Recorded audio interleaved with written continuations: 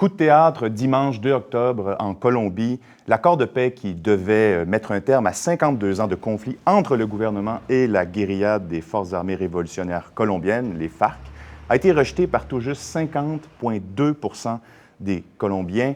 C'est un échec retentissant, vraiment surprise, alors que l'on croyait la victoire du oui quasi assurée. Donc, le sort de la paix dans ce conflit qui a fait 220 000 morts, je vous le rappelle, 40 000 disparus et quelques 600 millions de personnes déplacées, est donc plongé dans l'incertitude. Pourquoi cet échec inattendu et surtout, qu'est-ce qui attend cet accord de paix? Qu'est-ce qui attend les Colombiens? Je pose ces questions aujourd'hui à Alejandro Angel, qui est doctorant en sciences politiques affilié au Cerium. Bonjour. Bonjour. Et par Skype, Martin Movilla Durango, qui est journaliste à Radio-Canada et qui revient de Colombie. Bonjour, Martin. Bonjour. Merci d'être là, vous deux.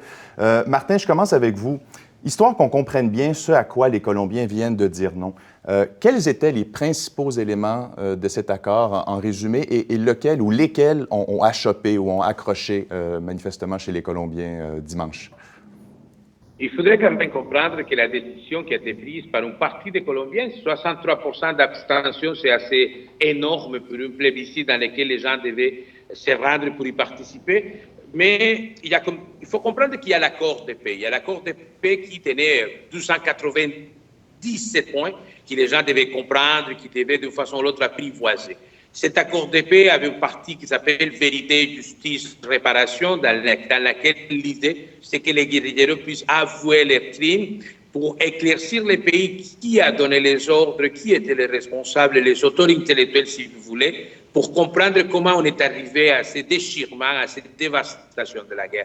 Mais il n'y avait pas que les guérilleros qui pouvaient s'y soumettre, il y avait aussi tous les acteurs de la guerre qui pouvaient profiter de ces tribunaux et qui auraient été conformés en passant par des gens reconnus au niveau international et au niveau de la justice pour les faire, un tribunal qui avait été approuvé, entre autres, par la Cour pénale internationale.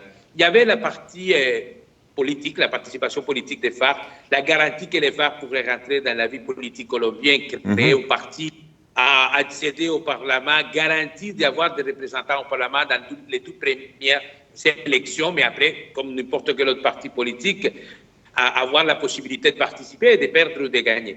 Et il y avait aussi, bien sûr, l'insertion sociale guérillero qui permettait, pour qu'ils ne reviennent pas en arrière, parce que quand vous quittez la guerre et vous ne connaissez pas qu'est la guerre, vous ne connaissez qu'est la guerre, je m'excuse, bien sûr, vous avez besoin d'argent pour vivre. Donc, il y avait une allocation qui ne dépasse pas les $200 canadiens par mois, qui les est réallouée pendant 12 ans, en attendant qu'ils puissent se réinsérer dans la vie politique. Il y avait aussi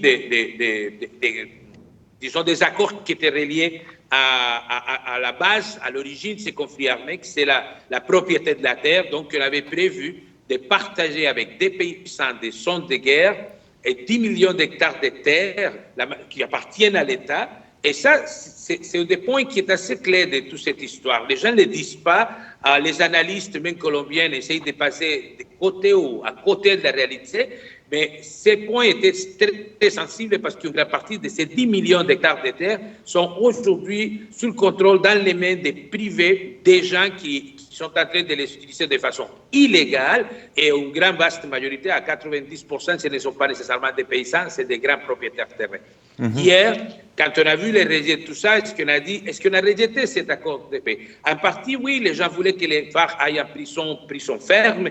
Les gens n'aiment pas l'idée de donner de l'argent aux FARC. Les gens n'aiment pas l'idée de leur permettre, par exemple, une participation en politique qui soit si forte que ce qu'on a accordé avec les gouvernements. Mais en même temps, on a mélangé tout. Et vous savez, les gens qui sont votés hier, les églises chrétiennes colombiennes, à une vaste majorité, à 70%, sont déplacés voter contre l'accord de paix. Et l'argument est assez étrange. C'est un argument dans lequel on dit que l'arrivée des FARC au pouvoir ramène le communisme, les idées de Castro et de Chavez en Colombie, et que ça ouvrait la porte pour mettre en risque, en péril, la valeur de la famille, en disant que ça permettrait aux gays et aux lesbiennes de venir au pouvoir, et ça remettrait l'histoire qui est pas longtemps à créer un débat en Colombie sur la possibilité de l'éducation de la diversité sexuelle à l'école. C'est tout mélange, une quantité de choses qui ont ramené ces résultats. Il faut le dire, c'est pas écrasant non plus, c'est moins de 60 000 voix de différence. Un petit groupe de Colombiens, si on veut, 37%, C'est la démocratie qui a parlé. Et maintenant, le gouvernement ne sait pas vraiment quoi faire parce qu'on est dans l'impasse. Et même la gouvernabilité du président Santos est en risque. Oui, c'est bien. Donc, c'est plusieurs choses qui ont accroché, comme vous l'avez démontré. Mais il faut bien comprendre, Alejandro, dans tout ça, enfin, votre avis là-dessus, ce n'est pas la paix comme telle que les Colombiens ont rejetée. Ce sont des éléments bien précis. C'est une définition de la justice à travers ça. Mais il n'y a pas en Colombie un désir de poursuivre la guerre comme telle. L'opposition aux accords a soulevé à maintes reprises maintenant qu'ils veulent aussi la paix. Donc, nous voulons la paix, mais autrement. Le problème, c'est qu'ils n'ont pas encore expliqué qu'est-ce que ça veut dire autrement. Okay? La renégociation s'avère difficile. Certainement, ça fait 4 ans qu'on discute. Oui, à La Havane, sous les auspices de Cuba, oui. Donc, c'est pas clair que ce que les FARC vont effectivement comme rejeter ou accepter de ce qu'ils ont déjà dit. Donc, le président a dit, ainsi que les FARC, OK, on va s'asseoir, on va voir qu'est-ce qui va se passer. Le président a convoqué les forces politiques aujourd'hui. Les opposants et les opposants, toutes les parties, pour voir qu'est-ce qu'on va faire. C'est pas clair. Les négociateurs partent aujourd'hui aussi à La Havane pour parler notamment avec les négociateurs des FARC. Bon, et alors, qu'est-ce qu'on va faire? Un peu comme... Parce que l'incertitude, c'est ça qu'on dit, elle est totale, parce que le gouvernement qui a négocié l'accord colombien a dit qu'il n'y avait pas de plan B comme tel. Il n'y avait pas d'autre accord ou un accord B' à côté, là. Pas du tout.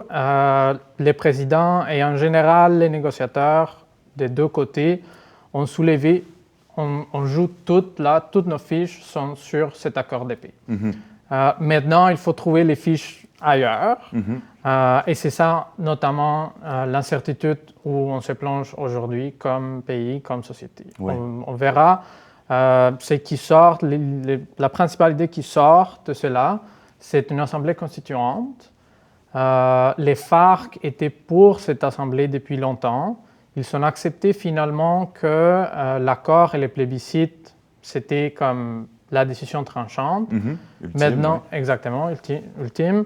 Maintenant que les non a gagné, l'assemblée constituante s'avère comme une solution qui est acceptée plus ou moins par la plupart des forces politiques.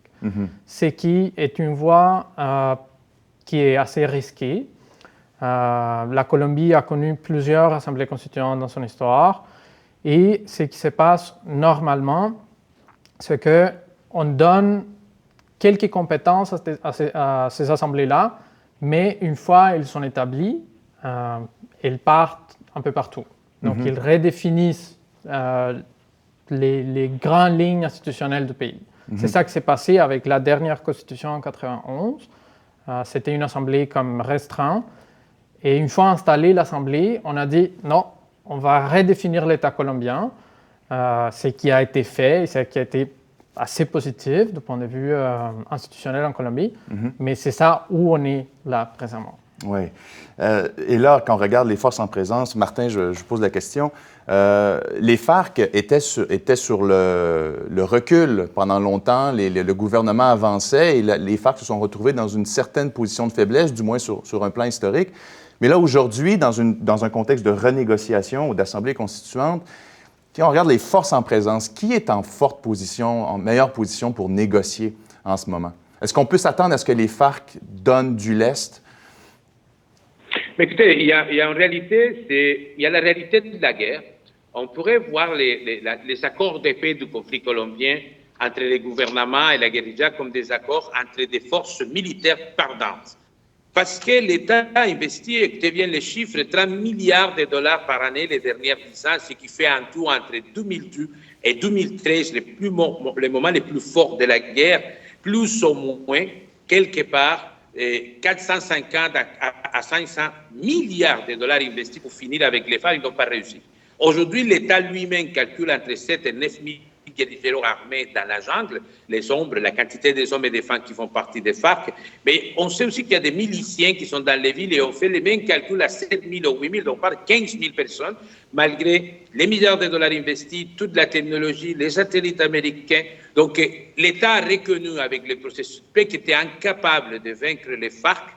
Et même à long terme, la possibilité de vaincre, c'était difficile. Les FARC ont reconnu par les femmes des accords qu'ils étaient incapables de prendre le pouvoir par la voie des armes et qu'il fallait négocier. Maintenant, ce qui est assez drôle de tout ce qui est en train d'arriver, c'est que la force qui se positionne le mieux dans toute cette histoire, c'est une force politique qui a rejeté les conversations de paix, les accords de paix, c'est la force du non. C'est les centres démocratiques, la partie de l'ancien président Álvaro Uribe Vélez, qui aujourd'hui peut conditionner le tout en disant c'est moi le leader du non. La question est la suivante. Est-ce que les FARC accepteraient d'aller en prison avec un accord de paix? La réponse, je peux vous la donner à l'avance, je viens de rentrer en Colombie, on en a parlé de ce sujet avec les commandants des FARC et les guerrilleros, c'est non. Parce qu'ils voient une justice et une réparation, ils ont annoncé même des indemnisations pour les victimes, mais ils ne sont pas prêts d'aller en prison sur un accord politique, sur un conflit armé qui est en train de finir ou qui finirait avec un accord.